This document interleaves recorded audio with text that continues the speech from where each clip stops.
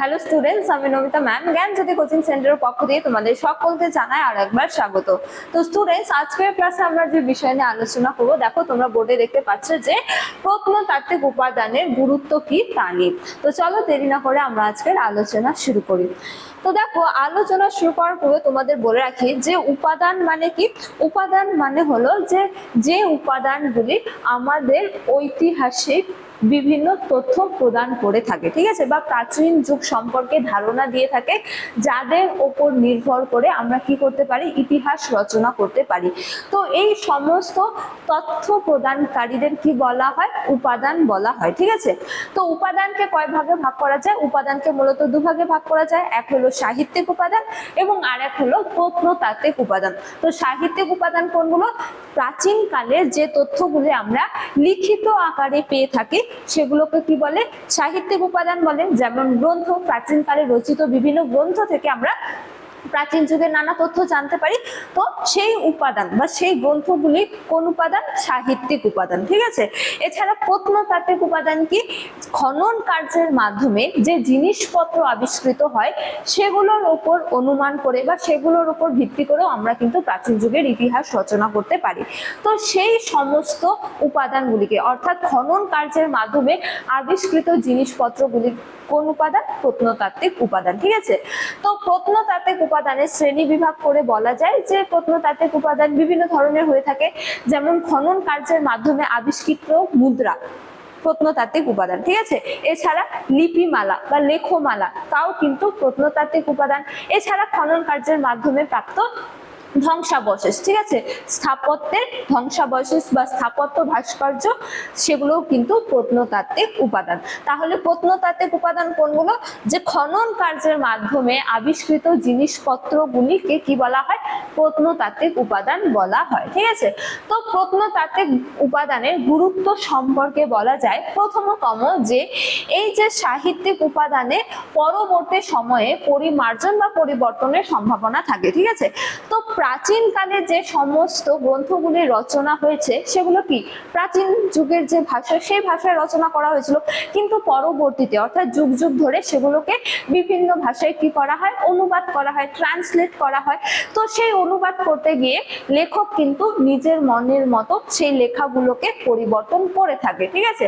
তো সাহিত্যিক উপাদানের কিন্তু পরিবর্তন হওয়ার সম্ভাবনা থাকে, কিন্তু এই যে প্রত্নতাত্ত্বিক উপাদান সেগুলোতে কিন্তু কোনো রকম কোনো পরিবর্তনের সম্ভাবনা থাকে না। সুতরাং প্রত্নতাত্ত্বিক উপাদান আমাদের একেবারে নির্ভরযোগ্য তথ্য এবং কি সঠিক তথ্য প্রদান করে থাকে, ঠিক আছে। এই হলো প্রত্নতাত্ত্বিক উপাদানের প্রধান গুরুত্ব, যে সাহিত্যিক উপাদানের চেয়ে প্রত্নতাত্ত্বিক উপাদানগুলো কি বেশি নির্ভরযোগ্য, ঠিক আছে। তো দেখো, বলা হয়েছে যে প্রত্নতাত্ত্বিক লিপি হোক ও স্থাপত্যের ক্ষেত্রে তা কিন্তু অসম্ভব, ঠিক আছে। তো প্রাচীন ইতিহাসের সততা যাচাইয়ের প্রত্নতাত্ত্বিক উপাদান সবচেয়ে নিরপেক্ষ এবং কি বৈজ্ঞানিক ভিত্তি প্রদান করে। অর্থাৎ সাহিত্যিক উপাদানে ভুল ভ্রান্তি হওয়ার সম্ভাবনা থাকে, কিন্তু প্রত্নতাত্ত্বিক উপাদানে ভুল ভ্রান্তি হওয়ার কোনো সম্ভাবনা থাকে না, ঠিক আছে। বা সাহিত্যিক উপাদানের মাধ্যমে আমরা যে তথ্যগুলো জানতে পারি তা সঠিক কিনা তা প্রমাণ করে প্রত্নতাত্ত্বিক উপাদান, ঠিক আছে। তো যেমন আমরা মনে করি যে গুপ্ত যুগে কি ছিল, আর্থিক সচ্ছলতা ছিল, কিন্তু সেইটা যদি প্রমাণ চাই তাহলে গুপ্ত যুগের স্বর্ণ মুদ্রা কি প্রত্নতাত্ত্বিক উপাদান, তাহলে মুদ্রা সেই সততা যাচাই করে দেয়। তো এইভাবে সাহিত্যিক উপাদানের মাধ্যমে প্রাপ্ত বিভিন্ন তথ্যগুলির সততা কিভাবে যাচাই করা হয়? প্রত্নতাত্ত্বিক উপাদানের মাধ্যমে। এবং সাহিত্যিক উপাদানে পরিবর্তনের সম্ভাবনা থাকে, কিন্তু প্রত্নতাত্ত্বিক উপাদানে পরিবর্তনের সম্ভাবনা থাকে না। এই হলো অন্যতম প্রধান গুরুত্ব, যে অপরিবর্তিত প্রামাণ্য দলিল পাওয়া যায়, ঠিক আছে। এছাড়া কি ধাতব ও শিলার মাধ্যমে ব্যবহার, ঠিক আছে। তো ইতিহাস সংরক্ষণের জন্য প্রাচীনকালে কি ব্যবহার করা হতো, বা এই যে প্রত্নতাত্ত্বিক উপাদান বা বলা যায় যে লিপিগুলি কিসের উপর রচনা করা হতো? সোনা, তামা, লোহা এবং রূপা এবং কি ব্রোঞ্জ এবং কি পাথর, ঠিক আছে। তো এই সমস্ত কিছু ব্যবহারের মাধ্যমে এই উপাদানগুলি অবিকৃত থেকেছে। তো যেহেতু এই সোনা, তামা, লোহা, রূপা, ব্রোঞ্জ, পাথর ইত্যাদি ব্যবহার করে বা ইত্যাদির উপর খোদাই করা হতো, লেখা হতো, তো সেই সমস্ত কিছু কিন্তু পরিবর্তন হয় না বা ক্ষয়ে যায় না, ঠিক আছে, তা একেবারে সঠিক অবস্থায় আমরা পেয়ে থাকি, যা হলো অন্যতম প্রধান গুরুত্ব। এছাড়া কি এগুলো পালি প্রাকৃত অর্থাৎ প্রাচীন ভাষায়, সংস্কৃত এবং কি দক্ষিণ ভারতীয় বহু ভাষায় এগুলো কি করা হয়, লেখা হয়, যার মাধ্যমে আমরা প্রাচীন যুগের ভাষা সম্পর্কেও কিন্তু জানতে পারি, ঠিক আছে। তো এই গেল দ্বিতীয়তম গুরুত্ব। তো দেখো প্রত্নতাত্ত্বিক উপাদানের শ্রেণী বিভাগ বা উদাহরণের ক্ষেত্রে বলা যায় যে প্রত্নতাত্ত্বিক উপাদানকে বিভিন্ন ভাগে ভাগ করা যায়, ঠিক আছে। যেমন লেখমালা বা শিলালিপি হলো প্রত্নতাত্ত্বিক উপাদানের অন্যতম প্রধান উদাহরণ বা শ্রেণী বিভাগ, ঠিক আছে। এছাড়া মুদ্রা হলো প্রত্নতাত্ত্বিক উপাদানের অন্যতম প্রধান হলো হচ্ছে যে শ্রেণী বিভাগ বা উদাহরণ, ঠিক আছে। এছাড়া কি স্থাপত্য, ভাস্কর্য, এই সমস্ত কিছু ধ্বংসাবশেষও কিন্তু প্রত্নতাত্ত্বিক উপাদানের উদাহরণ। তাহলে প্রত্নতাত্ত্বিক উপাদানের উদাহরণে আমরা কি কি বলতে পারি বা শ্রেণী বিভাগ বা ক ভাগে ভাগ করতে পারি, যেমন লিপিমালা বা লেখমালা, ঠিক আছে, মুদ্রা এবং কি ধ্বংসাবশেষ বা স্থাপত্য, ভাস্কর্যের ধ্বংসাবশেষ ইত্যাদি, ঠিক আছে। তো এবারে আমরা আলোচনা করব এই লিপিমালা বা লেখমালার গুরুত্ব, ঠিক আছে। তো প্রথমে বলে রাখি যে লিপিমালা বা লেখমালা কি।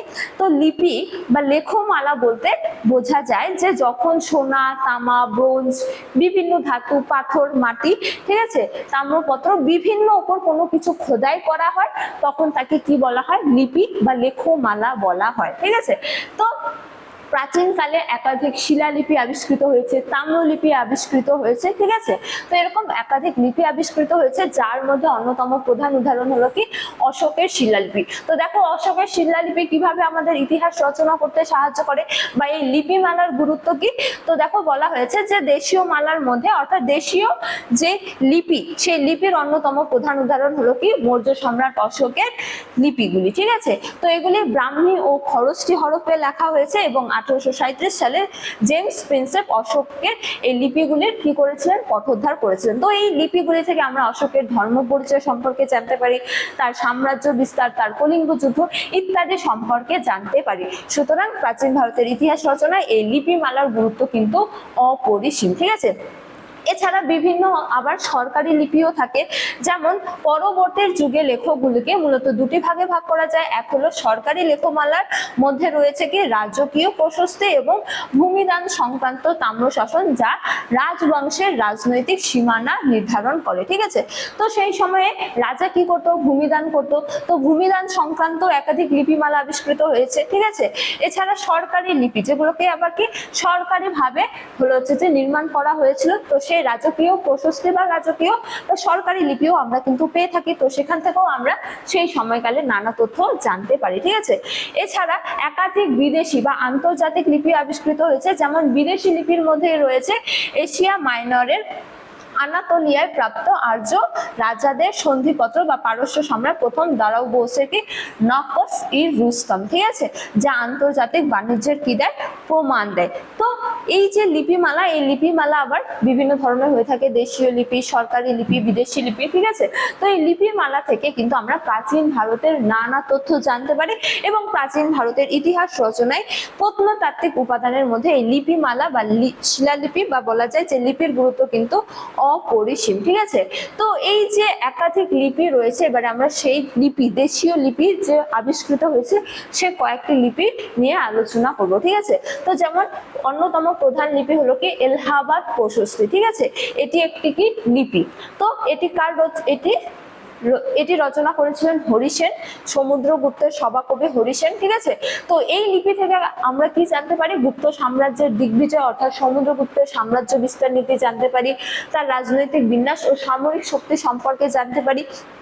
এছাড়া নাসিক প্রশস্তি হলো লিপিমালার অন্যতম প্রধান উদাহরণ, ঠিক আছে, দেশীয় শিল্পীর মধ্যে, যেটি কি গৌতমীপুত্র সাতকর্ণীর সময়কালে বা তার উপর নির্ভর করে এই লিপিটি রচনা করা হয়েছে। তো এখান থেকে আমরা সাতবাহন রাজবংশের রাজ্য জয় সম্পর্কে জানতে পারি, গৌরব ও তৎকালীন সমাজ সংস্কারের চরিত্র সম্পর্কে জানতে পারি, ঠিক আছে। এছাড়া কি জুনাগড় লিপি রয়েছে, যেটি কি রুদ্র দমনের, ঠিক আছে, রাজা রুদ্র দমনের। তো এই লিপি থেকে আমরা শক ক্ষত্রপদের ইতিহাস জানতে পারি পারি এবং কি প্রাচীন সুদর্শন হ্রদের সেচ ব্যবস্থারও সম্পর্কে জানতে পারি। এছাড়া কি আইহোল প্রশস্তি, যেটি কার রচিত? দ্বিতীয় পুলকেশীর। ঠিক আছে, তো চালুক্য রাজাদের গৌরব জানতে পারি এই লিপি থেকে এবং কি হর্ষবর্ধন ও দ্বিতীয় পুলকেশীর সংঘর্ষ সম্পর্কেও জানতে পারি। এছাড়া কি হাতিগুম্ফ লিপি রয়েছে, যেটি কার? কলিঙ্গ রাজ খারবেলের। তো এখান থেকে আমরা মৌর্য পরবর্তী যে কলিঙ্গ রাজ্যের কালানুক্রমিক ও বিস্তারিত রাজনৈতিক ইতিহাস সম্পর্কে জানতে পারি। এছাড়াও রয়েছে দৈত্যপাড়া প্রশস্তি। তো এটি কার? এটি বিজয় সেন, যেটি রচনা করেছিলেন উমাপতিধর। ঠিক আছে, তো এখান থেকে আমরা কি জানতে পারি? বাংলার সেন রাজবংশের আদি ইতিহাস, বিজয় সেনের সামরিক কৃতিত্ব সম্পর্কে জানতে পারি। তো এই যে এখানে রয়েছে লিপিমালার গুরুত্ব সম্পর্কে, যে প্রত্নতাত্ত্বিক উপাদানের মধ্যে লিপিমালার গুরুত্ব কি, এবং এখানে রয়েছে যে লিপিমালা উদাহরণ। ঠিক আছে, একাধিক যে লিপি আবিষ্কৃত হয়েছে সেই লিপিগুলির নাম এবং সেই লিপিগুলি কার বা কোন সম্রাট বিশিষ্ট তা এখানে রয়েছে। ঠিক আছে, তো এটা আমরা আলোচনা করলাম। এবারে আমরা আলোচনা করব মুদ্রার ঐতিহাসিক মূল্য নিয়ে। ঠিক আছে, তো প্রত্নতাত্ত্বিক উপাদান হিসেবে মুদ্রার গুরুত্ব কি, বা মুদ্রা কিভাবে আমাদের প্রত্নতাত্ত্বিক বা উপাদান হিসেবে ইতিহাস রচনা করতে সাহায্য করে। ঠিক আছে, তো দেখো অন্যতম প্রধান গুরুত্ব হলো যে রাজনৈতিক ইতিহাসের চাবিকাঠি। বলা হয়েছে যে মুদ্রায় কি থাকে? তারিখ ও নাম প্রাচীন কালপঞ্জি গঠনে সাহায্য করে। ঠিক আছে, তো মুদ্রায় কি থাকে? যে রাজার সময়কালে যে মুদ্রার প্রচলন ছিল সেখানে রাজার রাজত্বকাল সম্পর্কে লেখা থাকে। তো সুতরাং আমরা কোনো রাজার রাজত্বকাল সম্পর্কে অর্থাৎ সময় সম্পর্কে অর্থাৎ কালপঞ্জি সম্পর্কে জানতে পারি। ঠিক আছে, এছাড়া দেখো বলা হয়েছে যে প্রাকৃয় গ্রিকদের প্রায় 30 জন রাজার ইতিহাস সম্পূর্ণ মুদ্রার উপর নির্ভরশীল। ঠিক আছে, তো তাদের সম্পর্কে কোনো অর্থাৎ লিখিত উপাদানের চেয়ে এই মুদ্রা থেকে আমরা ইতিহাস রচনা করতে পারি। ঠিক আছে, যেহেতু লিখিত উপাদানের কি রয়েছে? অভাব রয়েছে, সেহেতু প্রাকৃয় গ্রিক রাজাদের অধিকাংশ ইতিহাস কিন্তু এই মুদ্রার উপর নির্ভর করে রচনা করা হয়। এছাড়াও কুষাণ ও সমুদ্রগুপ্তের বহু ঐতিহাসিক ঘটনা ও শিল্পানুরাগ আমরা কিন্তু এই লিপি থেকেই জানতে পারি, মুদ্রা থেকেই জানতে পারি। ঠিক আছে, এছাড়াও এই মুদ্রার অন্যতম প্রধান গুরুত্ব হলো যে সাম্রাজ্যের সমৃদ্ধি সম্পর্কে আমাদের পরিচয় দেয়। যেমন উচ্চ মানের স্বর্ণ মুদ্রা সাম্রাজ্যের অর্থনৈতিক প্রাচুর্যকে নির্দেশ করে। অর্থাৎ যদি উচ্চ মানের বা উচ্চ মানে ধাতু দিয়ে কোনো মুদ্রা তৈরি হয় তাহলে অনুমান করা হয় যে সেই যুগে কি ছিল? আর্থিক সচ্ছলতা ছিল। যদি নিম্নমানের মুদ্রা দিয়ে তৈরি থাকে, নিম্নমানের মুদ্রা থাকে, নিম্নমানের ধাতু তৈরি মুদ্রা থাকে, তাহলে সেই যুগে আর্থিক সচ্ছলতা ছিল না বলে জানা যায়। ঠিক আছে, তো এই আর্থিক সচ্ছলতা সম্পর্কে আমাদের পরিচয় দেয়। এছাড়াও নিম্নমানের বা সংকট ধাতুর মুদ্রা কি অর্থনৈতিক সংকটের প্রমাণ দেয়। এছাড়া মুদ্রায় খোদিত যে দেবদেবীর চিত্র থাকে সেখান থেকে আমরা রাজকীয় পৃষ্ঠপোষকতা ও ধর্মমতের রূপরেখা জানতে পারি, অর্থাৎ তৎকালীন সময়ের রাজা এবং সমাজেরও ধর্মীয় অবস্থা সম্পর্কে জানতে পারি। এবার আমরা আলোচনা করব স্থাপত্য ও ভাস্কর্য গুরুত্ব। ঠিক আছে, প্রত্নতাত্ত্বিক উপাদান হিসেবে।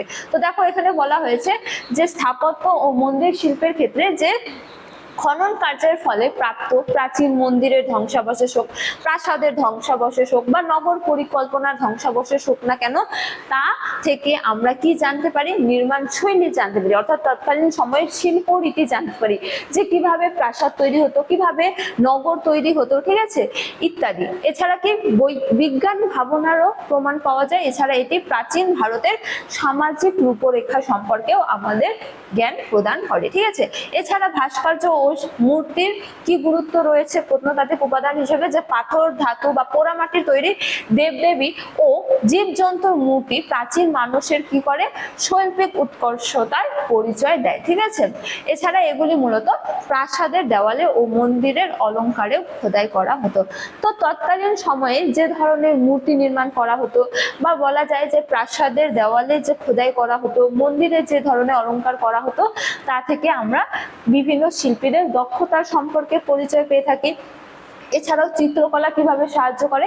যে ভীমবেটকা এবং অজন্তার গুহা চিত্রগুলি প্রাচীন যুগের সমাজ ও সাধারণ মানুষের জীবনের জীবন্ত অর্থাৎ সামাজিক যে ব্যবস্থা বা সামাজিক রীতিনীতি সম্পর্কে পরিচয় দেয়। এছাড়া ছবিগুলিতে শাসক ও সাধারণ প্রজার দৈনন্দিন সম্পর্কেরও কি রয়েছে? প্রকাশ পাওয়া যায়। ঠিক আছে, সুতরাং প্রাচীন ভারতের ইতিহাস রচনায় এই যে প্রত্নতাত্ত্বিক উপাদান হিসেবে মুদ্রা, লিপি বা স্থাপত্য, ভাস্কর্যের ধ্বংসাবশেষ তার গুরুত্ব কিন্তু অপরিসীম। ঠিক আছে, তো সুতরাং প্রাচীন ভারতের ইতিহাস রচনা করতে গেলে আমাদের কিন্তু প্রত্নতাত্ত্বিক উপাদানের উপর নির্ভর করতে হয়। এছাড়া প্রত্নতাত্ত্বিক উপাদানকে বাদ দিয়ে আমরা কিন্তু ইতিহাস রচনা করতে পারি না। সুতরাং প্রাচীন ভারতের ইতিহাস রচনায় প্রত্নতাত্ত্বিক উপাদানের গুরুত্ব কিন্তু অপরিসীম। তো স্টুডেন্টস, এই ছিল আজকের আলোচনার বিষয়। আজকের আলোচনার ক্লাস এতটাই। তোমাদের কোনো ধরনের কোনো তথ্য বা ইনফরমেশন জানার থাকলে তোমরা কিন্তু এই দুটো নম্বরে যোগাযোগ করতে পারো। তো আজকের ক্লাস এতটাই, তোমাদের সাথে দেখা হবে পরবর্তী ক্লাসে। ততক্ষণ তোমরা সকলেই ভালো থাকো, সুস্থ থাকো। Thank you.